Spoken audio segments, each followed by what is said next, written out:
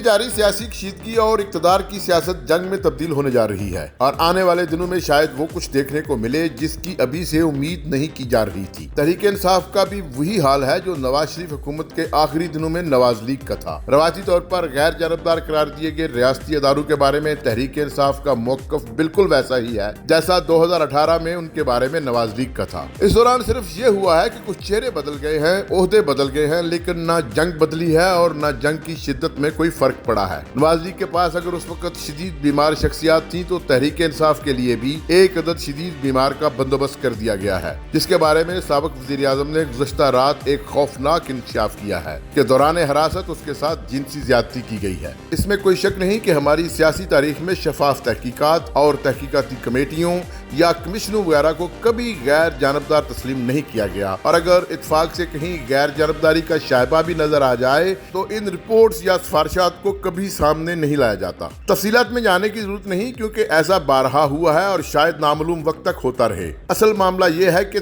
طبل جنگ بج چکا ہے اور آخری صف بندی ہو رہی ہے۔ پہلا بالکل سامنے نظر آنے والا معرکہ وفاقی حکومت اور پنجاب کی حکومتوں کے درمیان ہوگا۔ دونوں حکومتیں جنگ کے پہلے مرحلے میں ایک دوسرے کی اہم شخصیات کو گرفتار کریں گی، اور یہ بھی امکان ہے جیسا کہ روایت بن رہی ہے اس قسم کی گرفتاریوں کو مخالف کے لیے نفسیاتی خوف کی علامت بنانے کی کوشش کی جائے گی، اور ہر قسم کے گرفتار شدگان دوران حراست تشدد اور زیادتی کا انکشاف کریں گے۔ دیکھنا یہ ہے کہ پہلی کامیابی کس کو ملتی ہے۔ پنجاب میں تحریک انصاف اور کاف لیگ کی حکومت پیش قدمی کا مظاہرہ کرتے ہوئے نواز لیگ کی رہنماؤں پر چڑھائی کرتی ہے، یا وفاقی حکومت تحریک انصاف کی مرکزی قیادت پر ہاتھ صاف کرتی ہے۔ اس جنگ میں شامل لشکروں کے معاون دستے اسلام آباد کے قریبی صوبہ خیبر پختونخوا اور شاید سندھ سے بھی دستیاب ہوں گے۔ یہ اس صورت میں ہوگا جب جنگ میں پھیلاؤ آ جائے گا اور سیاسی فوجیں ایک دوسرے کے ساتھ مکمل طور پر گتھم گتھا ہو جائیں گی۔ تقریباً ہر طرح کے تبصرہ نگاروں اور تجزیہ کاروں کے مطابق اس جنگ میں فتح و شکست کے بارے میں قبل از وقت انکشاف نہیں کیا جا سکتا،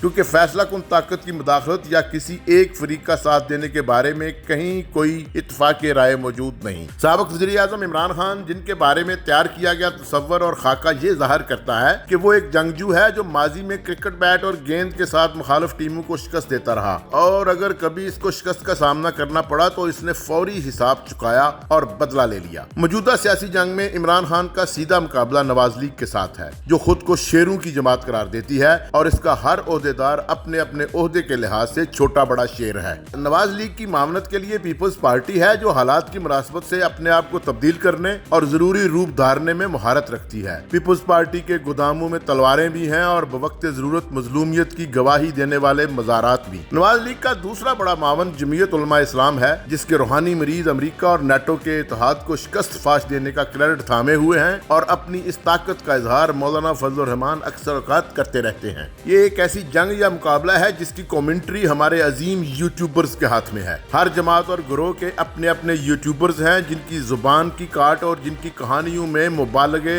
جھوٹ اور سنسنی خیزی کا کوئی ثانی نہیں۔ بعض تو ایسے یوٹیوبرز بھی ہیں جو 8 منٹ کے یوٹیوب کلپ میں ریاست کے اہم ترین عہدیداروں کو گرفتار کروا دیتے ہیں، خطرناک ترین سازشوں کی مکمل خبر جاری کر دیتے ہیں، اور ان کے تجزیوں میں ٹائٹینک ہوا میں اڑتے نظر آتے ہیں، ٹرینیں سمندر کی تہہ میں ملتی ہیں اور چڑیاں عقابوں کا شکار کرتی نظر آتی ہیں۔ لیکن حیران کن امر یہ ہے کہ قوم کی اکثریت ان کے تجزیات اور دعووں پر مکمل یقین کرتی ہے اور بڑے بڑے ریاستی ادارے ان سے خوفزدہ نظر آتے ہیں۔ دوسری طرف شہباز گل کے معاملے پر تحریک انصاف میں تقسیم کے دعوے کیے جا رہے ہیں، اور بعض ذرائع کا دعویٰ ہے کہ فیصل ووڈا، علی زیدی، سینیٹر فیصل جاوید، شاہ محمود قریشی، شفقت محمود اور پرویز خٹک نہیں چاہتے کہ تحریک انصاف کے سیاسی کیریئر اور اس کی قیادت کو شہباز گل کے اس موقف کے بھیٹ چڑھا دیا جائے جس کی آج کوئی بھی حمایت نہیں کر رہا۔ خود عمران خان اور تحریک انصاف کی قیادت نے شہباز گل کے بیان سے خود کو علیحدہ کر لیا تھا، اور اب اگر تحریک انصاف شہباز گل پر مبینہ تشدد کے معاملے میں احتجاج کرتی ہے اور اس کی رہائی کا مطالبہ کرتی ہے تو تحریک انصاف کے اس قدم کو شہباز گل کے لیے اٹھایا جانے والا انسانی ہمدردی کا قدم قرار نہیں دیا جائے گا، بلکہ یہ تسلیم کیا جائے گا کہ تحریک انصاف اصل میں شہباز گل کے بیان کے ساتھ کھڑی खड़ी है। जनाब इमरान खान, बाबर अवान, फवाद चौधरी, उस्मान डार, असद उमर और कई दूसरे रहनुमाओं का ख्याल है कि ऐसा नहीं होगा और हम शहबाज गिल पर हुए तशद्दुद को मौजू बनाकर कमजोर वफाकी हुकूमत को जोरदार धक्का दे सकते हैं। एक बात जो शायद अभी समझना मुश्किल है वो ये है कि इमरान खान जिस कदर आज मकबूल हैं, इसमें थोड़ा बहुत इजाफा सूरत हाल को फौरी तौर पर तब्दील करने के काबिल नहीं होगा। ये मकबूलियत जिस तरह इंतखाबात के मौके पर फायदा मंद हो सकती है, आज नहीं। सामने नजर आ रहा है कि मकबूलियत की बुनियाद पर तमाम शराइत कबूल करने वाले या तो अभी मौजूद नहीं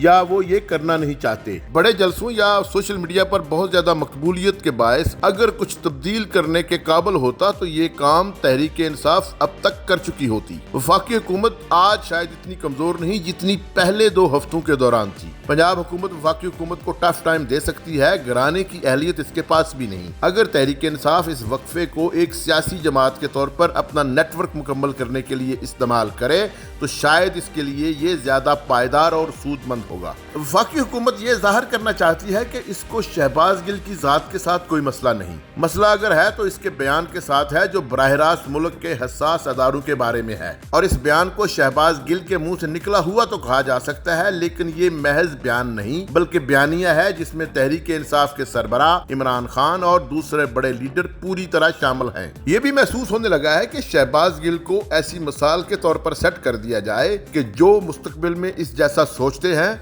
या सोचने का इरादा रखते हैं, उनके सामने शहबाज गिल की शबीह आ जाए। हालात का रुख खतरनाक सूरत इख्तियार कर रहा है और इसके नताइज की जिम्मेदारी सब पर होगी। शकोले खाती मुआशी सूरत हाल, सैलाबों की जद में आया हुआ मुल्क और इंतजामी तौर पर मुश्किलात से दो चार हुकूमतें, ये किसी सूरत किसी के लिए भी नेक शगुन नहीं।